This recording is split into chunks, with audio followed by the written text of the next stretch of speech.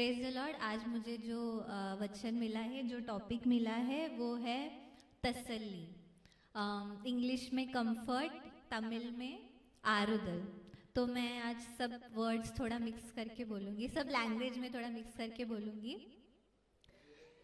हाँ हाँ, मैं हिंदी में ही बोलूँगी पर वचन थोड़ा सबको समझने के लिए।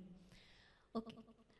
तो सबसे पहले हम ये समझेंगे कि कंफर्ट, तसल्ली, आरुदल, इसका मीनिंग क्या है, इसका मतलब क्या है, इसका अर्थ क्या है। तो आज का हमारा जो रेफरेंस वर्स है, जो वचन हम आज ध्यान करने वाले हैं, वो है 2 कोरिंथियंस 7वें अध्याय का 2 से लेके 12 वचन। उसमें से आज हम हमारा जो टॉपिक है वो हम समझेंगे। दूसरा कोरिंथियों का 7वें अध्याय का 2 से लेके 12 वचन। उसमें छठा वचन कोई पढ़ सकते हैं क्या?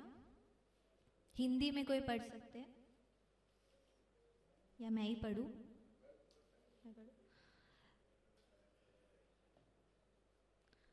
ये जो ओल्ड वर्जन है इसमें पुअर ट्रांसलेशन की वजह से शांति देने वाला लिखा है, पर उसका प्रॉपर वर्ड है सांत्वना देने वाला।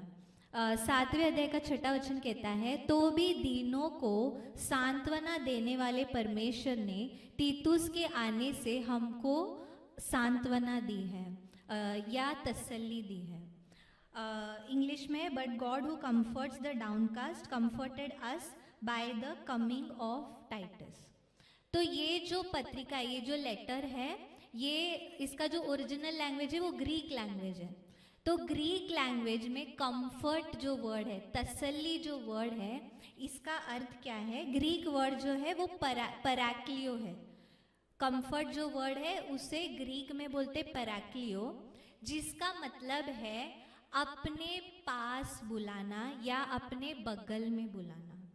तो इसका अर्थ क्या है कि जब परमेश्वर हमें कहते हैं कि मैं तुम्हें कंफर्ट दूंगा, मैं तुम्हें तसल्ली दूंगा, तो वो असल में हमसे क्या बोल रहे हैं? वो कह रहे हैं कि वो हमें अपने पास बुला रहे हैं, वो हमें अपने बगल में बुला रहे हैं। ओके। अभी हम देखेंगे यस। तो इस शब्द को जब हम उस वचन में डालते तो वो वचन कैसा हो जाएगा? परंतु परमेश्वर जो दीन लोगों को अपने पास बुलाता है। वो कंफर्ट वर्ड को ग्रीक वर्ड से हम रिप्लेस करें तो उसका मतलब ये हो जाता है कि परंतु परमेश्वर जो दीन लोगों को अपने पास बुलाता है। तो हमें कंफर्ट या तसल्ली की ज़रूरत कब पड़ती है? ऐसा तो नहीं है कि जब हम खुश रहते हैं हमको कोई कंफर्ट दे, नहीं। किन परिस्थितियों में हमें कंफर्ट की ज़रूरत होती है वो लिखा गया है 8वें और 9वें वचन में। क्योंकि यद्यपि मैंने अपनी पत्र से तुम्हें शोकित किया, परंतु उससे पछताता नहीं जैसे कि पहले पछताता था। क्योंकि मैं देखता हूँ कि उस पत्री से तुम्हें शोक तो हुआ, परंतु वह थोड़ी देर के लिए था। तो यहाँ पर परमेश्वर या यहाँ पर पौलुस लोगों को, कुरिन्थुस के कलीसिया के लोगों को तसल्ली या कंफर्ट कब दे रहे हैं, या उन्हें कंफर्ट कब मिला? जब वो शोकित थे, जब वो शोक में थे। शोक का मतलब क्या है? शोक का मतलब सैडनेस नहीं है, दुख नहीं है। शोक उससे भी बहुत ज़्यादा डीप, बहुत ही गहरा इमोशन है। शोक मतलब ऐसा इमोशन जो हमको अंदर से पूरा हिला देता है, जो हमारे मन को भारी कर देता है। यस। तो यहाँ पर इंग्लिश में जब हम देखें ना, तो इंग्लिश में लिखा है गॉडली ग्रीफ। इसको हम हिंदी में कैसे बोलेंगे? ईश्वरीय शोक। तो ईश्वरीय शोक का मतलब क्या है? जब हम परमेश्वर के अंदर या उनसे जुड़े हुए किसी चीज के कारण शोकित होते, यह ईश्वरीय शोक हमें परमेश्वर के करीब लेके जाता है, उनसे दूर नहीं लेकर जाता, उनके करीब लेकर जाता है। तो परमेश्वर यहाँ पर इस पैसेज में पौलुस और कुरिन्थुस के कलीसिया को तसल्ली कब मिली, कंफर्ट कब मिला? जब उनके अंदर शोक था, और वो ऐसा वैसा शोक नहीं, वो ईश्वरीय शोक था। हम 10वें वचन में पढ़ते हैं, उसके अंतिम भाग में कहा गया कि सांसारिक शोक मृत्यु को लाता है। तो यहाँ पर सांसारिक शोक, दुनिया के ग्रीफ के बारे में बात नहीं हो रही है, दुनिया के शोक के बारे में बात नहीं हो रही है, यहाँ पर ईश्वरीय शोक के बारे में बात हो रही है। जब हमारे मन में परमेश्वर के किसी कारण के, परमेश्वर से जुड़े हुए किसी चीज़ के लिए हमारे मन में शोक होता है, हमें दुख होता है, हमें तकलीफ होती है, तब परमेश्वर का कंफर्ट, तब परमेश्वर की तसल्ली हमें मिलती है। यस, तो हमारे जीवन में हम सब मसीही हैं, हम दुनिया के लोग नहीं हैं, हमने उद्धार पाया है। तो मसीही जीवन में ईश्वरीय शोक कब आता है? गॉडली ग्रीफ, वो दुख, परमेश्वर के अंदर एक दुख हम कब महसूस करते हैं? मुझे जितना समझ में आता है, हम दो सिचुएशन पे वो एक्सपीरियंस करते हैं। पहला, जब हम पाप से निकलने की कोशिश करते हैं, और दूसरा, जब हम कोई परीक्षा में होते हैं। ये जो पौलुस, तो पहला हम देखेंगे कि जब हम पाप से निकलने की कोशिश करते हैं, यहाँ पे पौलुस कोरिन्थुस के कलीसिया को पत्र लिखता है, ये उसका चौथा पत्र है। उससे पहले फर्स्ट कोरिन्थियंस में, पहले कोरिन्थियंस में हम देखते हैं वो कोरिन्थुस के कलीसिया को डांट कर वचन लिखता है, डांट कर पत्र लिखता है। वो उनको बताता है कि कलीसिया के अंदर क्या क्या पाप हो रहे, या कोई ऐसी चीज़ें हो रही है जिससे परमेश्वर प्रसन्न नहीं है। वो कौन सी चीज़ें हैं? कलीसिया के अंदर बंटवारा, व्यभिचार या विवाह, ऐसे अलग अलग टॉपिक्स के बारे में पौलुस जो है कोरिन्थुस के कलीसिया को पत्र लिखते हैं कि ये चीज़ें कलीसिया के अंदर, कलीसिया के बाहर नहीं, जिन्होंने उद्धार नहीं पाया उनके लिए वो नहीं लिख रहे। कलीसिया के अंदर जो उद्धार पाए हैं, जो मसीही कहलाते हैं, उनके अंदर कुछ ऐसे कार्य हैं जिससे परमेश्वर प्रसन्न नहीं है। ओके, तो वो उनको डांट कर, उनको करेक्ट करने के लिए वो पत्र लिखते हैं। यस, तो यहाँ पर इसीलिए पौलुस कहते हैं कि मेरे पत्र ने तुम्हें दुखी किया है, तुम्हें शोकित किया है, पर मैं उससे पछताता नहीं, क्योंकि ये शोक जो है ये कुछ समय का है। और ये शोक से कौन सा वचन है वो? 10वां वचन हम पढ़ेंगे कि जो परमेश्वर का ईश्वरीय शोक है उससे हमें उद्धार मिलता है। यस, तो मेरा बोलने का यहाँ पर मतलब क्या है? तो हम सब मसीही हैं। यस, और परमेश्वर हमें राइटियस बोलते हैं। राइटियस मतलब वो हमें धर्मी कहते हैं। वो हमें कहते हैं कि हमारे पापों के लिए उन्होंने मोल जो है उन्होंने कीमत चुका दी है।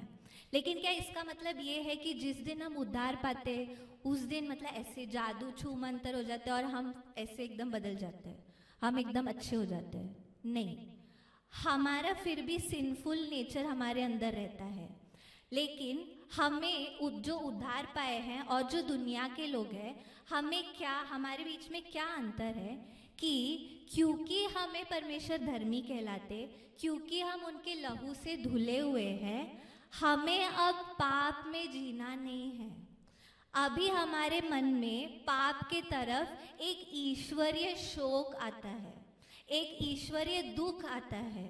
जब भी हम बार बार हम इसी में पौलुस ने एक और पत्र लिखा है जहाँ पे वो कहता है कि मैं हमेशा जो नहीं करना चाहता वही करता हूँ और जो मैं करना चाहता हूँ वो मैं नहीं करता हूँ।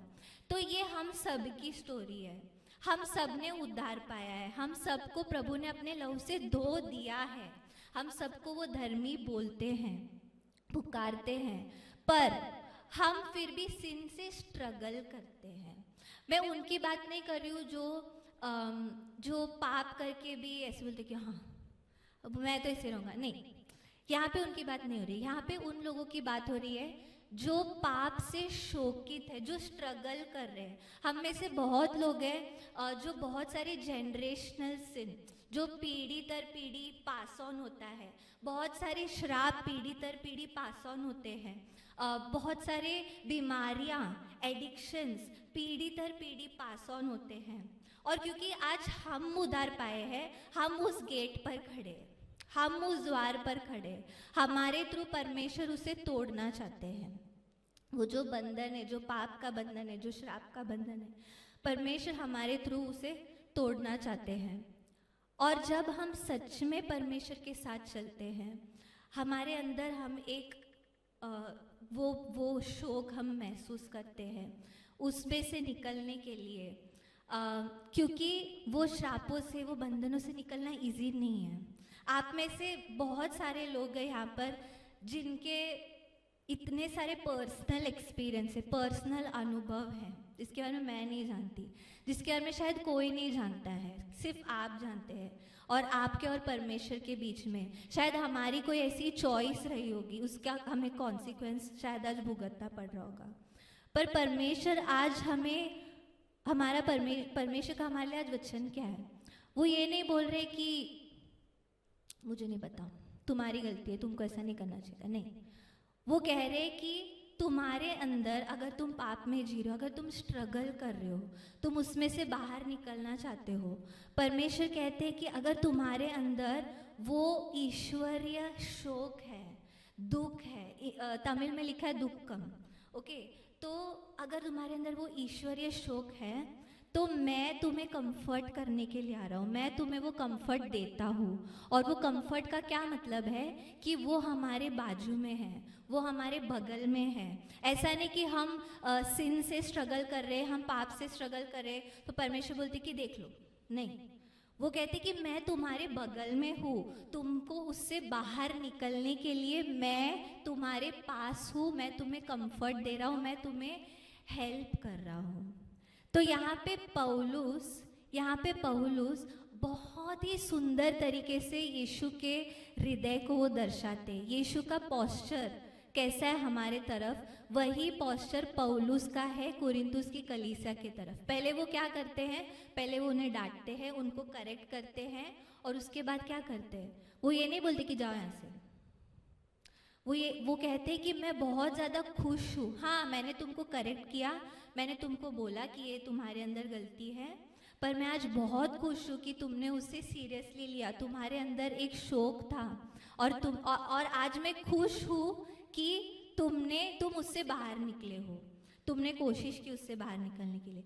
तो आज यीशु भी हमें यही कह रहे हैं। जब वो हमें करेक्ट करते हैं हमको अच्छा नहीं लगता, ऑफ कोर्स कभी कभी परमेश्वर हमसे कुछ ऐसी चीज़ें मांगते हैं जो हमारे लिए बहुत, हमको चाहिए वो चीज़, लेकिन परमेश्वर क्या कहते हैं कि वो हमें इसीलिए, there is no condemnation in Christ. इसका क्या मतलब है कि परमेश्वर हमें नीचा दिखाने के लिए या बुरा महसूस कराने के लिए ये नहीं करते।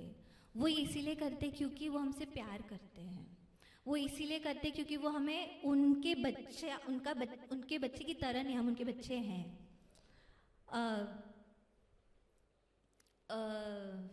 हाँ, तो इसीलिए वो चाहते हैं कि हमारे अंदर एक शौक है, हमारे अंदर एक, अगर हम पाप से स्ट्रगल कर रहे हैं तो हमारे अंदर एक ईश्वरीय शौक आना है, एक सैडनेस आना है, एक दुख आना है उसके तरफ। हमारी फैमिली, सिर्फ हम नहीं हो सकते, हमारी फैमिली हो सकती है। हमारे चर्च में कितने सारे लोग हैं, हम एक दूसरे के स्ट्रगल सुनते हैं, सुन के हम क्या करते हैं? हमको कंफर्ट देना है। हमारा हार्ट का पोस्चर एक दूसरे की तरफ कैसा होना है? जैसा पौलुस का था, उसे सुन के अच्छा नहीं लगा कि हाँ मैं तो मेरा कर रहा हूँ ना, उनको जैसा नहीं।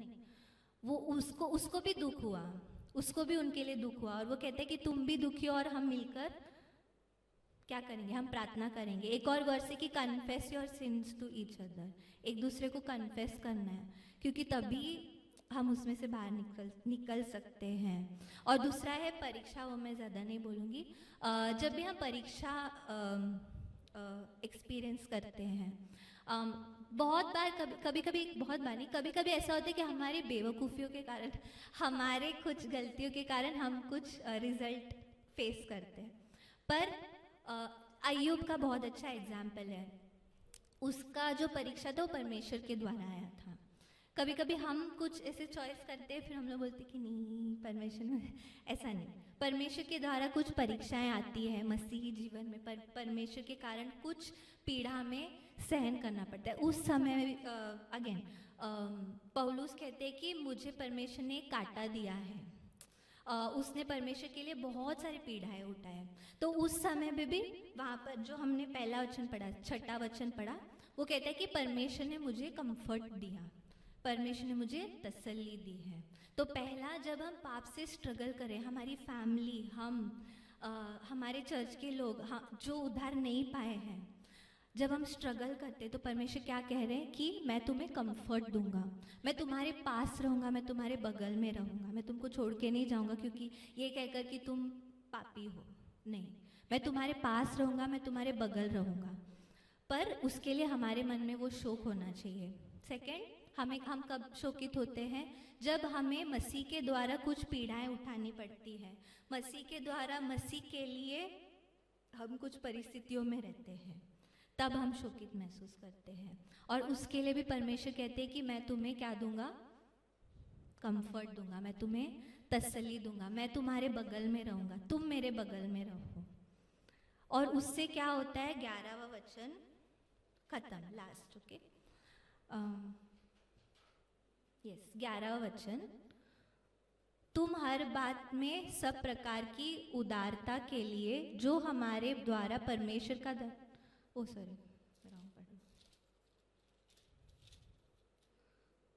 अतः देखो इसी बात से कि तुम्हें परमेश्वर भक्ति का शौक हुआ, तुम में कितना उत्साह और प्रत्युत्तर और रीस और भय और लालसा और धुन और दंड देने का विचार उत्पन्न हुआ।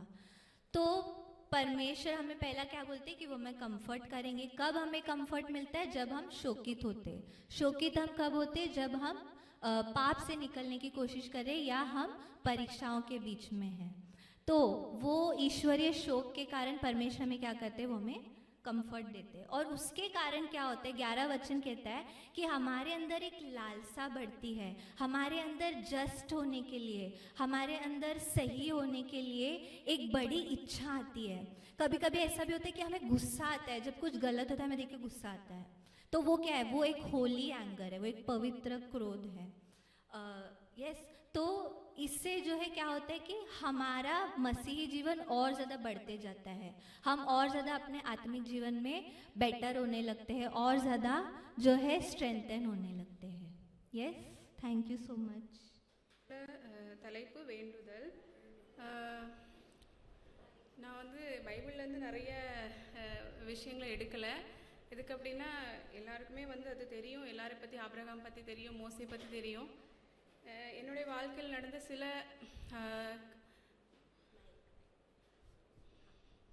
என்னுடைய வாழ்க்கையில் நடந்த அனுபவங்களை நான் வந்து சிம்பிளாக உங்களுக்கு ஒரு சின்னதாக ஒரு சின்னதாக உங்களுக்கு சொல்ல ஆசைப்படுறேன். சங்கீதம் 37:4 வசனம், கர்த்தரிடத்தில் மனமகிழ்ச்சியாயிரு, அவர் உன் இருதயத்தின் வேண்டுதல்களை உனக்கு அருள் செய்வார். சின்ன குட்டியாக இந்த டெய்லர் கடையை பற்றி நான் உங்களுக்கு சொல்ல ஆசைப்படுறேன், அதில் உள்ள அனுபவம். இங்கே ஃபஸ்ட்டு இங்கே டெய்லர் கடை ஆரம்பிக்கும் போது எனக்கு இங்கே உள்ளது ஒன்றுமே தெரியாது. ரொம்ப ஸ்டார்டிங்கில் கொஞ்சம் வேலை எனக்கு வரவே வராது, ரொம்ப வேலை வராது, நான் சும்மாவே இருப்பேன். அப்போ மதியான நேரத்தில் வந்து நான் யோசித்தேன், நம்ம 1 மணி நேரம் நம்ம ப்ரேயர் பண்ணுவோம், ஒரு 2 மணிலேருந்து 3 மணி வரைக்கும் நம்ம டெய்லி ப்ரேயர் பண்ணுவோம் அப்படின்னு நான் மனசுக்குள்ள நினச்சிட்டு இருந்தேன். ஆனால் வந்து அதை பண்ணலை, அப்படியே போயிட்டே இருந்துச்சு. கொஞ்ச நாள் ஒரு 3 மாதம் மேலே வேலையே இல்லாமல் சும்மாவே உட்காந்துட்டு இருக்கும்போது நிறைய விஷயங்கள் யோசிச்சுட்டு இருப்பேன். என்ன பண்ணுவோம், வாடகை கொடுக்க என்ன பண்ணுவோம், அப்படி இப்படி நிறைய விஷயங்களை யோசிச்சுட்டே இருக்கும்போது ஜீசஸ் ரெடீம்ஸில் நான் இருக்கும்போது அங்கே 2-3 ஃப்ரெண்ட்ஸு அவங்க வந்து ஒரு 2-3 தடவை எனக்கு ஃபோன் பண்ணி நம்ம வந்து ஜெபிப்போம் அப்படின்னு, குரூப்பில் நம்ம ஜெபிப்போம் ஆன்லைன் மூலமாக அப்படின்னு 2-3 தடவை சொல்லும்போது நான் வந்து கண்டுக்கிடல. ஆனாலும் கடைசியில் வந்து கொஞ்சம் மனசு கஷ்டமாக இருக்கும்போது வந்து நம்ம வந்து கண்டிப்பாக நம்ம ஜெபிக்கணும், நம்ம வந்து வீணாக வந்து இப்படி இருக்கக்கூடாது, ஆண்டவருக்காக நம்ம 1 மணி நேரம் கொடுப்போம், ஆண்டவர் நம்ம வாழ்க்கையில் ஏதோ ஒரு மாற்றத்தை செய்வாங்க அப்படின்னு ஒரு சின்ன அப்படி ஒரு நம்பிக்கையில் வந்து நாங்கள் ஒரு கொஞ்சமாக குரூப்பாக ஒரு 4-5 பேர் சேர்ந்து ஜெபிக்க ஆரம்பித்தோம். 2 மணிலேருந்து 3 மணி வரைக்கும் தினமும் நாங்கள் ஜெபிப்போம். எதுக்காக ஜெபிப்போம் அப்படின்னா, நாங்கள் வந்து எங்களுக்காக நாங்கள் நிறைய ஜெபிக்க மாட்டோம், பிறருக்காக நாங்கள் ஜெபிக்க நாங்கள் ஆரம்பித்தோம். வேண்டுதல் அப்படின்னா இந்த வேண்டுதல் எனக்கு தலைப்பு வந்தோடனே எனக்கு அதுதான் தோணுச்சு. நாங்கள் வந்து பிறருக்காக அந்த டெய்லர் கடைக்கு நிறைய பேர் வருவாங்க, நிறைய கஷ்டங்களோடு சில பேர் வருவாங்க, வியாதியோடு வருவாங்க. அவங்க மனசில் உள்ளதெல்லாம் வந்து என்கிட்ட அவங்க சொல்லும்போது ரொம்ப கஷ்டமாக இருக்கும். அப்போ நான் அது வந்து ஃபஸ்ட்டே விராருக்கு வர்றதுக்கு முன்னாடியே நான் வசதிக்கு வர்றதுக்கு முன்னாடி விராரில் கடை வச்சுருக்கும் போதும் நாங்கள் யாராவது சொன்னாங்கன்னா அவங்க பேரை எழுதி வச்சுருப்பேன். அப்போது இங்கே வந்திருக்கும் போதும் அவங்க பேரை வந்து எழுதி வச்சு அவங்களுக்காக நாங்கள் அந்த 1 மணி நேரத்தில் நிறைய நாங்கள் ஜெபிப்போம். நிறைய காரியங்களுக்காக நாங்கள் ஜெபிச்சுட்டு இருக்கும்போது நிறைய பேர் வந்து இதுலேருந்து நாங்கள் விடுதலை ஆகிருக்கோம், திருமண தடை நீங்கி இருக்குது, வியாதியிலேருந்து விடுதலை கிடச்சிருக்கு அப்படின்னு நிறைய பேர் சொல்லும்போது வந்து எங்களுக்கு இன்னும் உற்சாகமாக ஆகி நாங்கள் வந்து தேசத்துக்காக ஜெபிப்போம். அப்புறம் வந்து ஊனமுற்றவர்களுக்காக ஜெபிப்போம். அப்புறம் நிறைய எப்படி நியூஸ் எல்லாம் பார்க்கும்போது இங்கே ஆக்சிடெண்ட் ஆகி இவ்வளோ பேர் இறந்து போயிருக்காங்க, இவ்வளோ ஜனங்கள் வந்து ஆண்டவர் அறியாமல் கொத்தாக இறந்துக்கிட்டு இருக்கிறாங்க அப்படின்னு நாங்கள் கேள்விப்படும்போது ஆத்ம பாரம் எங்களுக்கு ஜெபிக்க அதிகமாக ஆகிட்டே இருந்தது. அப்போ நாங்கள் ஒவ்வொரு நாளும் வந்து அழுது ஜெபிப்போம். எங்களை அறியாமலே எங்களுக்கு வந்து ஆத்ம தாகம் வந்தது. ஆவிக்குரிய வாழ்க்கையில் எங்களுக்கு ஒரு மாற்றம் என் வாழ்க்கையிலையும் வந்துச்சு, கூட ஜெபிக்கிறவங்க அவங்க வாழ்க்கையிலே வந்ததுனால தொடர்ந்து நாங்கள் ஜெபிச்சுட்டே இருந்தோம். அப்படி நாங்கள் பிறருக்காக வேண்டுதல் செய்யும்போது என்னுடைய தேவைகள் வந்து அற்புதமாக சந்திக்கப்பட்டது நான் உணர்ந்தேன். யார்கிட்டையுமே எந்த விஷயமும் எனக்கு சொல்லாத அளவுக்கு வந்து வேலை வர ஆரம்பிச்சது. யார்கிட்டையுமே நான் கேட்க மாட்டேன், எதுவுமே சொல்லவே மாட்டேன், ஆனால் வேலை வந்துக்கிட்டே இருந்தது. அப்புறம் வந்து வாடகை கட்டவோ கரண்ட் பில் கட்டவோ எந்த ஒரு பாக்கியம் இல்லாமல் ஆண்டவர் வந்து அற்புதமாக நடத்துகிறத நான் என் வாழ்க்கையில் உணர்ந்தேன். அதுக்கு பிறகு வந்து அப்படியே போய்கிட்டு இருந்துச்சு. ரெண்டாவது வந்து இப்படி போயிட்டுருக்கு. ரெண்டாவது எனக்கு வந்து நான் வந்து ப்ளவுஸு தைக்க வந்து எங்கேயுமே நான் கற்றுக்கிடவே இல்லை. ஃபஸ்ட்டு கிளாஸுக்கு போகலை, எதுவுமே பண்ணல. எனக்கு வெறும் நான் யூடியூப் பார்த்து தச்சு வெட்டி பழகிட்டு தான் நான் வந்து இந்த கடையை ஆரம்பிச்சிருக்கேன். அப்படி இருக்கும்போது சில பேருக்கு வந்து ஒரு சில மிஸ்டேக் இருக்கும், அது எனக்கு கண்டுபிடிக்கவே முடியாது, இது என்ன, இது எதனால வருது. ஆனால் யார்ட்டையும் போய் இப்போ கேட்கணும் படிக்கணும்னா எனக்கு நேரமும் இல்லை. அப்படி இருக்கும்போது நான் அதுக்காக இடைவிடாமல் வேண்டுதல் செய்கிற மாதிரி எனக்கு ஒரு ஆண்டவரே அந்த பாதையில் நடத்துனாங்க. ஒவ்வொரு துணி வெட்டும் போதும் வந்து நான் ஒவ்வொரு நாளும் ஜெபிச்சுட்டே இருப்பேன். அப்போ ஒவ்வொரு நாளும் அந்த ஒவ்வொரு துணியை வச்சு ஆண்டவரே துணியை ஆசீர்வதிங்க, இதை எனக்கு வெட்டதுக்கு நீங்கள் கற்றுக் கொடுங்க அப்படி சொல்லி ஆண்டவர்கிட்ட நான் கேட்டு அப்படி பண்ணிகிட்டே இருந்தேன். அப்படி இடைவிடாமல் அப்படி பண்ணிகிட்டே இருக்கும்போது எனக்கு கொஞ்சம் தெளிவு வருது. ஆனால் நான் ஆண்டவர்கிட்ட சொல்கிறேன், தினமும் நான் இப்படி நான் உங்கள்கிட்ட கேட்டு பண்ண வேண்டியதாக இருக்குது. எனக்கு வந்து ஒரு நல்ல ஞானத்தை தாங்க ஆண்டவரே, எனக்கு நான் வந்து கரெக்டாக வந்து எந்த ஒரு மிஸ்டேக்கும் இல்லாமல் தைக்கணுமே அப்படின்னு நான் கேட்கும்போது ஆண்டவர் சொல்கிறாங்க, தினமும் வந்து அவர் என்ன எதிர்பார்க்குறாருன்னா, தினமும் நம்ம ஆண்டவர்கிட்ட வந்து சமூகத்தில் நிற்கிறது அவர் எதிர்பார்த்தாரு. அப்போ நான் அதை உணர்ந்துக்கிட்டு வந்து தினமும் இடைவிடாமல் நான் அப்படி அந்த விஷயத்துக்காக ஜெபிக்கும்போது ஆண்டவர் வந்து அதில் வந்து எனக்கு கொஞ்சம் தெளிவை தந்து நான் வந்து கிளாஸுக்கே போகலை, ஆனால் எனக்கு வந்து சர்டிஃபிகேட் கிடைக்க எனக்கு உதவி செஞ்சாங்க. இங்கே வந்த பிறகு தான் தையல் கிளாஸுக்கே போகலை, ஆனால் எனக்கு வந்து சர்டிஃபிகேட் கிடச்சிது. அதுக்கப்புறம் நான் அதில் ஒரு பெரிய மிஷினும் ஆண்டவர் வாங்கி தர உதவி செஞ்சாங்க. அதுக்கப்புறம் அப்படியே போய் இடைவிடாமல் ஆண்டவரை நோக்கி பார்க்கும்போது எங்கள் அம்மாவுக்கு நான் 60 ப்ளவுஸ் தைச்சி கொடுத்துருக்கேன். 60 ப்ளவுஸும் மிஸ்டேக்கு. ஆனால் இப்போ ஆண்டோடைய கிருபைனால மிஸ்டேக் இல்லாமல் நான் இப்போ தச்சு கொடுக்குறேன் அம்மாவுக்கு. அப்போ எனக்கு அதுலேருந்து ரொம்ப எனக்கு சந்தோஷமாக எனக்கு இருக்குது. அம்மா அடுத்தவங்களுக்கு வந்து எப்படியோ நான் தைச்சி கொடுத்துருவேன், அதை எப்படியோ அட்ஜஸ்ட் பண்ணி அழகாக அது எப்படியாவது அவங்களுக்கு வந்து ஒரு ப்ளவுஸ் வெட்டணுன்னா நான் ஒரு 2 மணி நேரம் அதிலே நிற்பேன். ஆனால் மற்றவங்களுக்கு எப்படியாவது அட்ஜஸ்ட் பண்ணிடுவேன். ஆனால் அம்மாவுக்கு நான் ரொம்ப குழப்பி தைச்சி, ஆனால் இப்போ அம்மாவுக்கு நல்லா வந்துட்டு ஷோல்டர் இறங்க மாட்டேங்குது.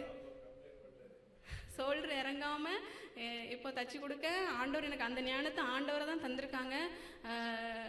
ஆண்டவருக்கு நன்றி. அதுக்கப்புறம் வந்து அப்படியே போயிட்டுருக்கு. இப்போ எனக்கு 2 வருஷம் இந்த கடையில் முடிய போகுது. எனக்கு 6 மாதம் 7 மாதமாக தான் நல்ல எனக்கு வேலை வர ஆரம்பிச்சது. ஆனால் இப்போ அந்த பில்டிங் ரீடெவலப் போகிறனால வந்து அதை வந்து காலி பண்ணுற மாதிரி ஒரு சூழ்நிலை வந்தது. அப்போ தான் வந்து எனக்கு ரொம்ப கஷ்டமாக போச்சு. அப்படின்னா இவ்வளோ நாள் நான் கஷ்டப்பட்டு ஒரு லாபம் பார்க்குற நேரத்தில் வந்து என்ன இது இப்போ எப்படி வருது அப்படின்ட்டு யோசிச்சுட்டு இருக்கும்போது நானாக சோர்ந்து போகல.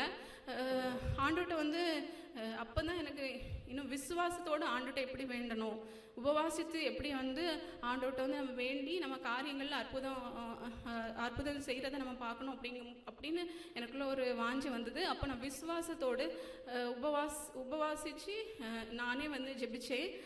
அம்மா சொன்னாங்க, அங்கே சொல்லலாம் இங்கே சொல்லலாம், யார்ட்டையாவது சொல்லு அப்படி சொல்லுவாங்க. அப்போ நான் அம்மாட்ட ஒரு வார்த்தை சொன்னேன், நம்ம ஆண்டவர் இருக்காங்க, நம்ம விசுவாசத்தோடு நிற்போம், ஆண்டவர் நம்மளுக்கு செய்வாங்க, அதை நம்ம விசுவாசிப்போம் அப்படின்னு நம்பி 2 நாள் உபவாசம் போட்டேன். 2வது நாள் எனக்கு அந்த கடையை காலையில் நான் போய் பார்த்தேன். உடனே நான் காலைக்கு இன்னொரு கடைக்கு காலையில் உடனே நான் அதை கன்ஃபார்ம் பண்ணி முடித்து சாயந்தரம் அட்வான்ஸ் கொடுக்கவும் ஆண்டவர் உதவி செய்தாங்க. அதுவும் நான் வந்து இருதயத்தில் இப்போ இந்த வசனத்தில் சொன்ன மாதிரி கர்த்தரிடத்தில் மனமகிழ்ச்சியாயிரு, அவர் உன் இருதயத்தின் வேண்டுதல்களை உனக்கு அருள் செய்வார் அப்படின்ற இந்த வசனத்தின் படியே வந்து நான் வந்து இருதயத்தில் நினச்சேன், ஒரு மெயினான இடத்துல ஒரு 4 வழி இருக்கும், 4 ரோடு பிரிஞ்சு போகிற மாதிரி இருக்கிற இடத்துல நம்மளுக்கு கிடைச்சா எப்படி இருக்கும் அப்படின்னு நினச்சேன். ஆனால் அதெல்லாம் சாத்தியம் இல்லை, வாடகை ரொம்ப இருக்கும் அப்படின்லாம் தெரியும். ஆனாலும் சும்மா இருதயத்தில் நினச்சேன், ஆனால் விசுவாசத்தோடு ஜெபிச்சேன். அற்புதமாக ஆண்டவர் வந்து ஓம் நகரில் நல்ல ஒரு இடத்துல வந்து சின்னதாக ஒரு கடையை ஆண்டவர் தந்திருக்காங்க.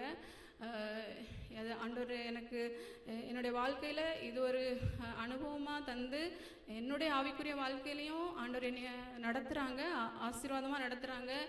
இன்னொருத்தருக்கும் ஆண்டவர் வந்து இன்னும் நிறைய பேருக்கு வந்து என்னை வந்து ஆசீர்வாதமாகவும் நடத்துகிறாங்க. நான் அதை உணர்றேன். நம்ம வாழ்க்கையில் வந்து கஷ்டங்கள், பாடுகள், கண்ணீர் எல்லாருடைய வாழ்க்கையிலும் இருக்கும். எல்லாருடைய வாழ்க்கையிலும் அது கடந்து தான் போகணும். ஆண்டவர் அதுதான் சொல்லியிருக்காங்க. இந்த உலகத்தில் வந்து நம்ம உபத்திரவம் படுறது அது உறுதி தான். அதான் வசனம் வந்து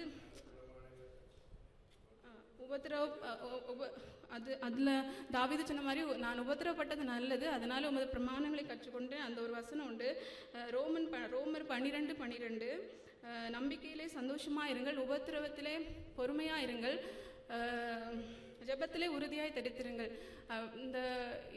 இந்த வசனத்தின் படி வந்து எல்லாருடைய வாழ்க்கையிலையும் என்னென்ன சூழ்நிலை மேலே கஷ்டத்தின் பாதையில், நெருக்கத்தின் பாதையில் நடந்துட்டு போயிட்டுருக்காங்கன்னு அது எல்லாருக்கும் அவங்கவுங்களுடைய வாழ்க்கையில் அவங்கவுங்களுக்கு தெரியும். ஆனால் சோர்ந்து போகாதீங்க, விசுவாசத்தோடு நம்ம முன்னேறி போகணும். 2வது, இந்த உலகத்தில் வந்து உலக காரியங்களுக்காகவே நம்ம கவலைப்பட்டு சோர்ந்து எந்த இடத்துலையும் நின்று போகக்கூடாது. ஆவிக்குரிய வாழ்க்கைக்காக நம்ம வந்து ஆவிக்குரிய பிள்ளைகளாக இருக்கிறோம். ஆவிக்குரிய காரியங்களுக்காக நம்ம ஒவ்வொரு நாளும் வாஞ்சியாக தேவனிடத்துலேருந்து ஆவிக்குரிய வரங்கள், கனிகள், அதுக்காக நம்ம வந்து ஆண்டவர்கிட்ட கேட்டு ஆத்துமாக்களுக்காக நம்ம ஜெபிக்கிறதுக்கு, நம்ம பிறருக்காக நம்ம வந்து முன்னாடி திறப்பில் நிற்கிறதுக்கு ஆண்டவர் நம்மளை தெரிந்து கொண்டிருக்கிறாங்கன்னு நான் விசுவாசிக்கிறேன். இந்த வார்த்தையை ஆண்டவர் ஆசீர்வதிப்பாராக.